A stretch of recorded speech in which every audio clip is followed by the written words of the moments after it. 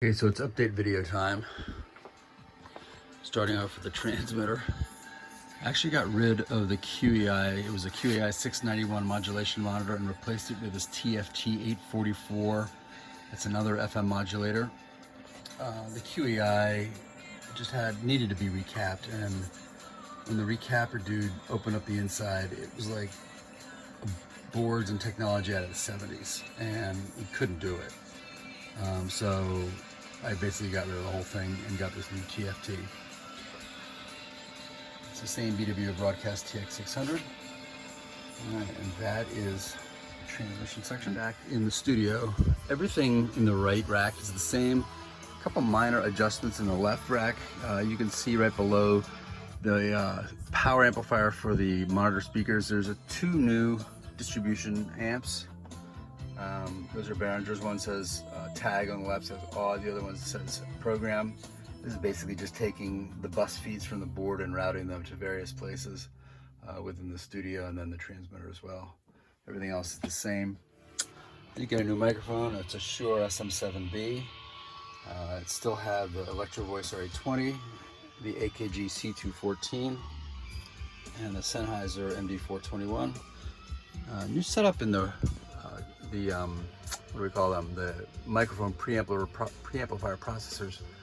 I now have an ART voice channel. That's the thing at the top, which is sort of a high performance processor preamp, and that is getting the Shure SM7B. I actually have a cloud lifter on top of that because the Shure SM7B puts out so little power that I needed to step up before running it into the voice channel. Also got another new one, new preamp, except it's a vintage preamp, a 528E. This is a Symmetrix. This is actually probably the best preamp processor I've ever had, and I've had a number of them. Well, let me get back to that in a second. Below that, the DBX, it's a 2A6S, basically the same thing. Below that is a 421M leveler, and that's actually paired with Presonus. It's a Presonus studio channel, or studio channel. I thought the Presonus was going to be the be-all and the end-all, to be perfectly honest. It's okay. It doesn't have a low-end gate, which is a big problem for me, and that's why I have the Symmetrix, the old Symmetrix 421, paired with it. Basically, the audio goes through the Symmetrix and then into the Presonus and then out to the board.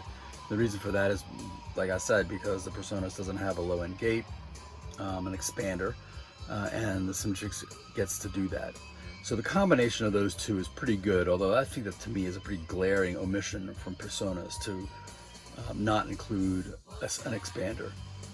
And then below that, I have an unused piece of junk. It's a Behringer Ultra Voice, gazillions of knobs and fancy words, but performance is not all that great. So again, I think the 528E vintage technology, no question, the Symmetrix 528E, but the sound is good, and it's old. I mean, that to me is pretty impressive. To me, the things I want to look for is strong downward expander. I want smooth and very, very variable compression. A limiter might be nice, but you can get the same effect, if you do your compression right. And then an equalizer. I like the fact that it's a parametric equalizer, three-band parametric equalizer for the 528. The voice channel, the ART above, same thing, but it's pretty current, vintage or current technology. There's no question, it's good.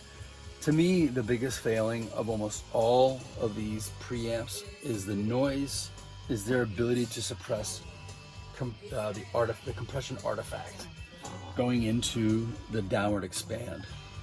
It oftentimes comes through as a hiss or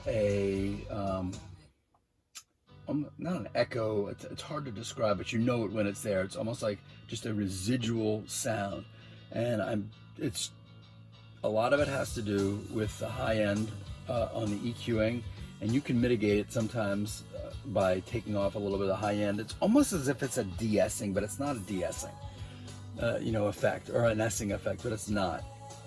Anyway, it's That to me is the biggest thing to overcome it, that all of these processors suffer from. Anyway, that's my more than you probably ever wanted to hear about mic processors, and just a quick wrap on the updates made to the station. Thanks for watching.